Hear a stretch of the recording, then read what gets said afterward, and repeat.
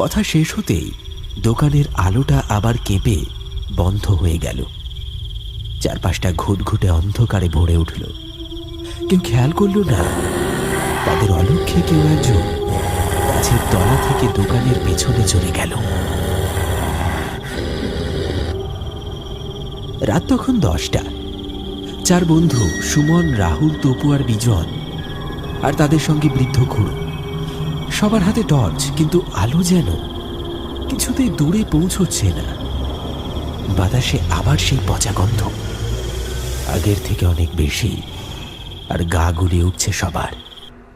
খুড়ো নিচু আর কাঁপা গলায় বলল, শুনে রাখ, ও এখন মানুষ নয়, ডোম ছিল। এখন শরীরটা দখল করেছে কোনো পিশাচ। আমি আমি তাহলে যেটা দেখেছি সেটা পিশাচ? যদিও ভূত পিশাচ বলতে কিছুই হয় না, কিন্তু খুড়ো, যদি ওটা সত্যিই পিশাচ হয় তাহলে আমরা কি করব? খুড়ো কোনো উত্তর দিলেন না। কুড়ে ঘরটি সামনে দেখা যাচ্ছে। ভিতর থেকে হালকা কমলা রঙের একটা আলো চুইয়ে বেরোচ্ছে দরজার ফাঁক গলে। ওই ঘরে আলো কেন জ্বলছে? ভেতরে কেউ আছে নাকি? সুমন ধীরে ধীরে এগিয়ে যায়।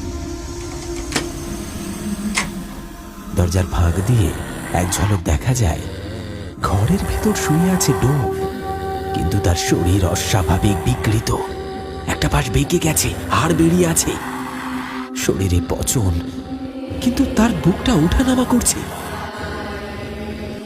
ও তো মরে গেছিল, আবার বেঁচে গেল কিভাবে?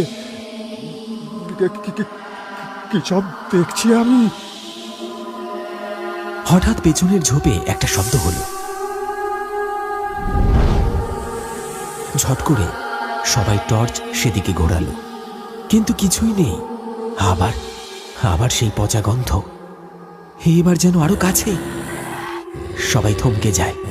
তখন ঘরের দরজা ধীরে ধীরে খুলে যায়, আর সেটা আপনা থেকেই।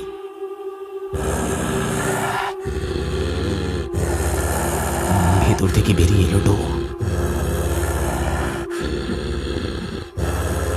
তার মুখ বিকৃত, দাঁতের শাড়ি বেরিয়ে ঠোঁট ছিঁড়ে ফেলেছে, চোখ দুটো লাল, আগুনের মতো জ্বলছে। চারপাশের বাতাস হঠাৎ ভারী হয়ে ওঠে। পাশে একটা শেয়াল যেন ক্যাঁ ক্যাঁ করে ডেকে ছুটে পালায়। চারদিকে কুয়াশা, আর তার মাঝখান দিয়ে ডোম পিশাচ ধীরে ধীরে সামনে এগিয়ে আসছে।